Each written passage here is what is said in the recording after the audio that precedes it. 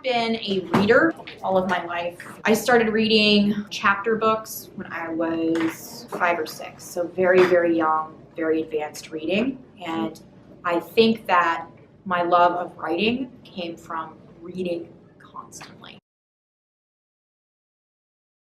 My grandmother, who was an English teacher, she wrote. She wrote for newspapers, she wrote for academic journals, she wrote just little short stories and poetry, and I was very close to her. After she died, my grandfather gave me her writing desk, and in her writing desk I found a lot of writing that she had done just for herself, and it sounded exactly like my writing. And so I thought there's almost like a genetic component to this, because at one point in time I started reading one of her short stories and I thought to myself, I don't remember writing this, but this has to be me. It sounds just like me. And then I got about halfway through and I was like, oh my gosh, it's my grandma. And so to me it was, I have this gift. I need to make sure to use it because she had it and she didn't probably get as far as she wanted to with it. So I wanted to make sure to actually do something. I think that Toni Morrison and Barbara Kingsolver, two of my favorite authors, have taught me how to layer meaning. The way that they take a symbol, and as you go through the narrative of the novel itself, it reveals more and more, almost like a flower blooming. That to me is an artistry that I attempt to mimic as best I can. Also, the way Stephen King paces a novel. So he actually is very different than most postmodern writers in that he doesn't start in media res necessarily. He does give some background. It's not a lot of background, but it's some background, and yet it's still engaging. One of the things that I've noticed that a lot of people get frustrated with is if a book doesn't grasp me immediately, then I don't want to read it. A lot of that has to do with our shorter attention spans nowadays. So how do you have an artistic, well thought out novel that has those different layers of meaning but still grabs someone's attention? And that to me is where those authors that I've looked at kind of help me. And I would also argue that the directors that I've seen, you know, the Coen brothers, Kubrick, they also bring that element in of how to grab someone immediately and still have those layers of nuanced meaning. I had played around with writing short stories, and I really enjoyed going through the process of kind of taking a character and making them and have fun and do things. What I had found was that my short stories started getting longer and longer and longer, and I realized that the characters that I kept sort of replaying over and over again, they really just spoke to one particular character. I was simply doing the same character over and over again, just in different scenarios. I had this moment of epiphany, it was about 2 summers ago, where I said, this character is obviously speaking to me. I need to do something with her. Like, she needs an outlet. She needs to go somewhere. I keep putting her in these same scenarios, but it's obvious that I want to develop her more. And so it was more really just having her in that particular situation. I think that the horror genre is one of the last genres where we have mystery. Because we have the internet now, we have answers to everything. We already have the answers. You know, if you want to know what happened with a particular murder mystery, you can go and look it up. And I think that one of the most important things that we can encourage in ourselves and in others is curiosity. If we lose that curiosity, it kind of makes us not have a real drive to live anymore. We want to find out the world and explore.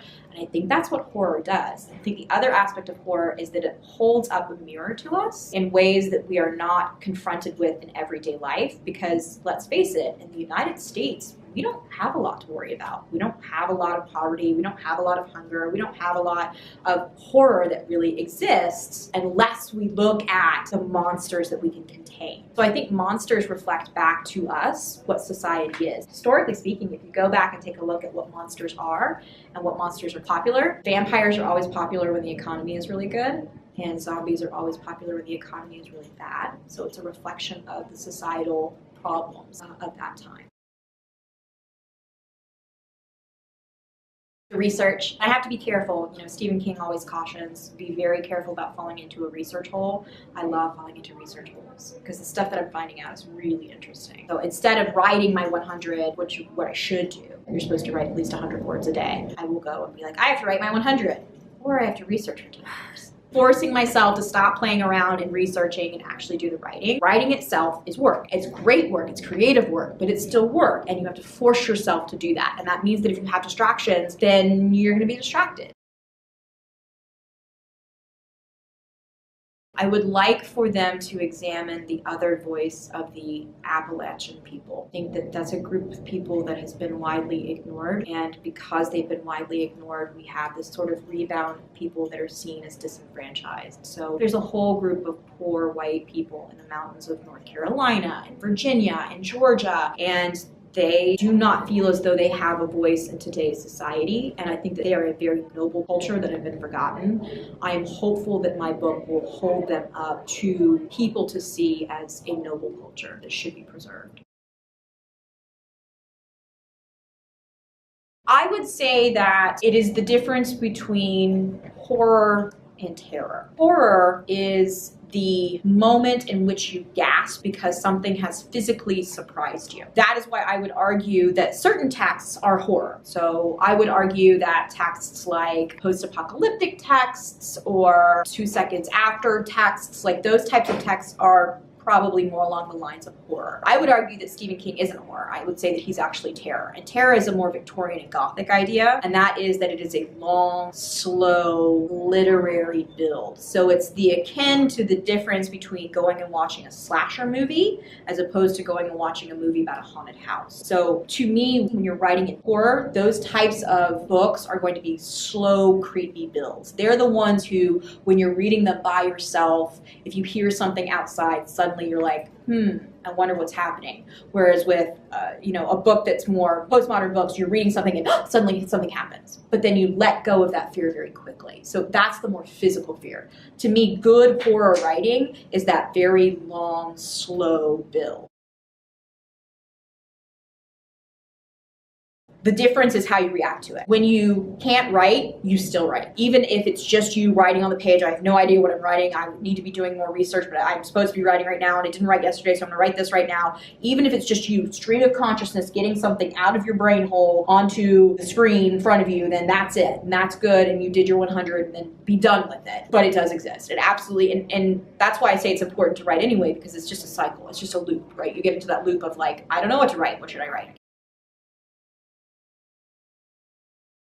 Discipline is the number one thing, because writing, just like art, is seen as a creative thing, and therefore it's something that you do when you feel like it. You can't do that, especially considering the world that we live in today, where everything is anxiety ridden, and you want to be able to enjoy your music or your art or your writing that you're creating, but when you really need it the most is when you're not going to actually enjoy it. When your anxiety is this high, that's when you need to make art.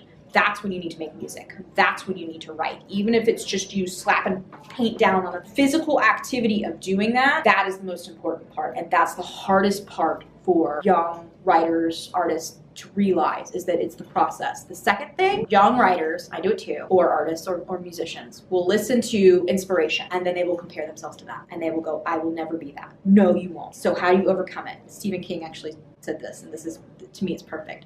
Seek out bad art. Seek out bad writing. Seek out bad painting, because those people got published, they got art shows, and if they can do it, you can too. And more importantly, when you read their stuff or listen to their stuff, you can say, I won't do that in mine. 9 times out of 10 when it comes to being published, a lot of this has to do with just networking. So yeah, you think to yourself, well, this person is amazing. I get frozen all the time. I read like Barbara Kingsolver. I'm like, I will never be Barbara Kingsolver, right? But not every author out there is Barbara Kingsolver, right? We still have some of the people who wrote Twilight. So read bad writing, look at bad art, listen to bad music, and know that if they did it, you can do it too.